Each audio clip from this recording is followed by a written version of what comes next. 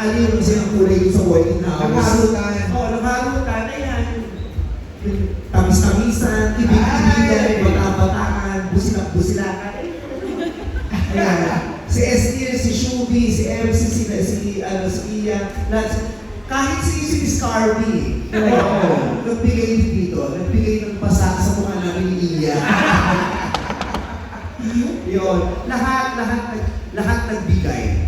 Yun ang husay din talaga kay Direk Jude. Kahit ang laki ng ensemble, ang laking cast ng artista, may hindi siya yung pwede wala na ito eh. Yung gano'n, nabibigyan niya ng ganap ang bawang isa. So, nag-inig silang lahat. Okay, we move now to our next question for Iya, MC, and Esnir. The film explores motherhood and chosen family. As part of the LGBT community, how has your perception of motherhood or family changed? And we were in school, when we were taught that when we were asked in English, you should answer in English as well. Esnir, you go first. I believe Maku has it all. So you answer this now. What's the question again? How has the movie changed your perception of motherhood? I know MC can answer it. Well, as you should know, I prefer to be the first runner. Ako sabihin mo, I think the writer can answer it. Ikaw na isip, ang ganda na Nakakita yung first time lang naman talaga nilalakad. We don't know na nabulot. Still a silent tayo. Umaasa ka talaga may magpupulot. Ako nga pinipilit ko lang may magpulot kayo sa akin. O di ba, nabago ba? Siyempre po, as part of the LGBTQIA+ community, siyempre, nabago po nito yung perception talaga namin, lalo po ako sa mother. Kasi mother comes in all forms. At hindi lang po talaga siya sa isang gender. May iba-iba po tayong klaseng mother. You have Memifies, you have mother material sa bahay ko, si mom. We have mother nature. So like, iba-iba po. Kaya, ayun. Yes, you will continue. Ganda ng sagot ni Esnir, ha? Kasi ako, nag-portray ako dati as mamo, di ba? Yung dati. So, ang perception ko about mother, sabi nga, tama nga, walang gender ang pagiging nanay. Pagiging tatay, maging nanay, kung sino. Kaya ikaw, sabi ka rin maging nanay. Ganda rin ang sagot. Ako MC ang dami. Basta marunong kang magmahal, pwede kang maging nanay. And Ganda! Short and sweet. Si Sweet. Speaking of short and sweet. Siyempre yung motherhood is a responsibility. Ako, aminado naman ako.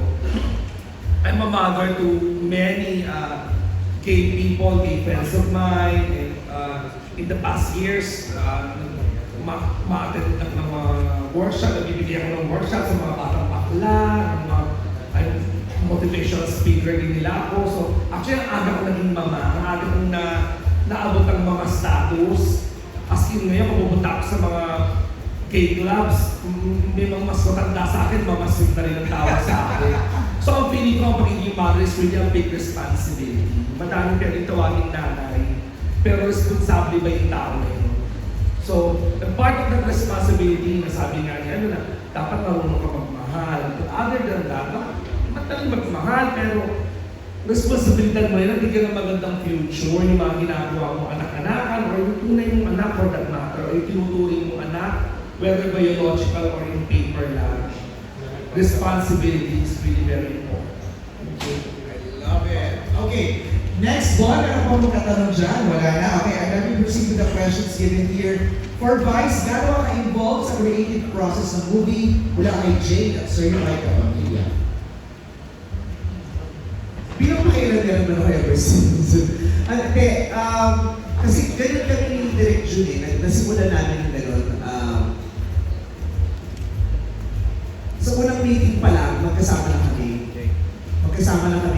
Pareho kami nag-iisip kung ano yung, pareho kami kasama ng writers, ng movie, kung ano ko din ang concept, sa cast, kanya-kanya kami batuhan, sa title, kahit yung pwede yun, may chat group pa kami, butuhan yun, pati sa script, sa lahat eh, si Derek June, he not only decides for himself, he always asks.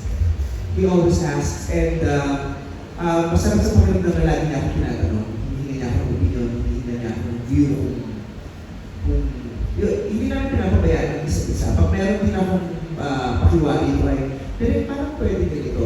Malaya akong sabihin ko sa kanya yun. Hanggang sa pag-i-edit ng main pic, yung gano'n. Ito kasi, last year, binulga nila kung ayaw nilang ipanood sa akin ng main pic. Gusto nila, papapanood ko siya sa araw mismo ng December 25. Walang pa-preview. Walang gano'n. Gusto nilang biglain ako.